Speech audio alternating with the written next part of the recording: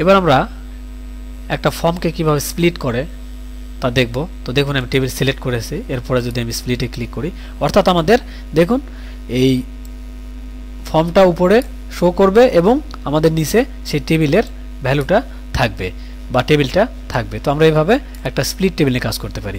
কাজ শেষে আমি আবার এটা ক্লোজ করলাম, সেভ করলাম না। এর পরবর্তীতে আমরা এই মাল্টিপল আইটেমসে কাজ করব, অর্থাৎ এই মাল্টিপল আইটেমকে একবার শো করবে টেবিলের যতগুলো আইটেম আছে।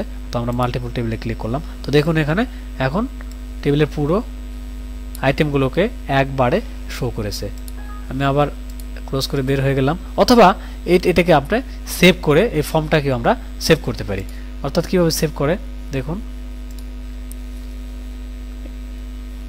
এটা আমরা স্প্লিট করেছি, এটাকে যদি সেভ করি ইয়েস, অর্থাৎ এখানে টেবিল 1 আমরা স্প্লিট ফর্ম। তো দেখুন এখানে স্প্লিট ফর্ম নামে এসেছে। এভাবে আমরা এই মাল্টিপল আইটেম করেও আমরা এখানে সেভ করতে পারি। এরপরে যদি আমরা ব্ল্যাঙ্ক ফর্ম নিয়ে কাজ করি তো কীভাবে আমরা করতে পারি দেখুন, এখানে আমি সিলেক্ট করলাম, এরপরে আমি ব্ল্যাঙ্ক। এখন দেখুন আমরা এখানে আমি ডবল ক্লিক করলে আমাদের এখানে চলে এসছে আমাদের আইটেমটা। আমরা যদি তারপরে এভাবে অ্যাড্রেস, সিটি,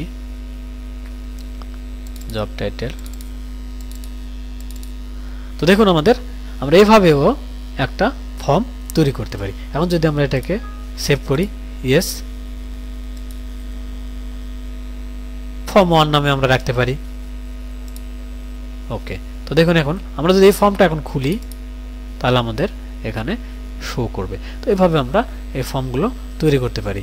এরপরে আমরা form, split form, multiple items এগুলো দেখলাম, ব্ল্যাঙ্ক ফর্ম দেখলাম।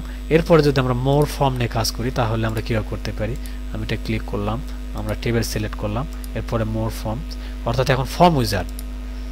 তো দেখুন এখান থেকে আমরা এমপ্লয়ি আইডি, ইএমপি নেম, অর্থাৎ আমাদের এই টেবিলের সব ফিল্ডগুলো এখানে আছে, আমরা ইচ্ছা মতো এখানে সেট করে নিতে পারি। অর্থাৎ এখানে আমরা এই যে গ্রেটার দেন অর্থাৎ সিঙ্গেল গ্রেটার দেনে যদি ক্লিক করি তাহলে আমাদের ডান দিকে এখানে শিফট হবে। আবার যদি আমরা এটাকে নিয়ে আসতে চাই বাম দিকে, অর্থাৎ আমরা এটা এখানে রাখবো না, তাহলে আমরা এভাবে সিলেক্ট করতে পারি। আমরা যদি গ্রেটার দেন সিলেক্ট করি তাহলে সবগুলো ফিল্ড আমাদের ডান দিকে অ্যাসাইন্ড হবে।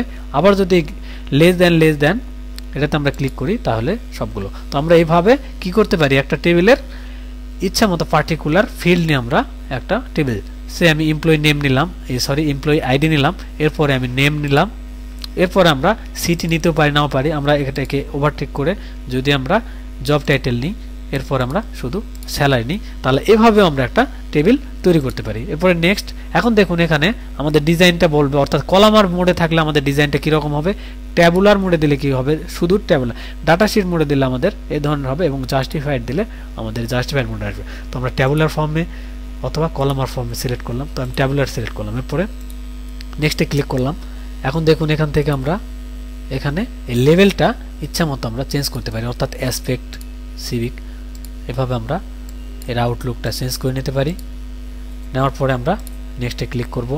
এরপরে দেখুন what title do you want for your form, অর্থাৎ এখানে আমি যদি নাম দিই ইএমপি, অর্থাৎ আমরা ইচ্ছা মতো এখানে নাম দিতে পারি। দেওয়ার পর আমরা যদি এখানে মডিফাই দ্য ফর্ম ডিজাইন এখানে করি তাহলেও করতে পারি, অথবা open the form two view enter information, এটা ক্লিক করে আমরা ফিনিশে ক্লিক করব। তো দেখুন আমাদের ফর্মটা এখানে চলে এসছে। তো এইভাবে আমরা বিভিন্ন পদ্ধতিতে একটা ফর্ম তৈরি করতে পারি।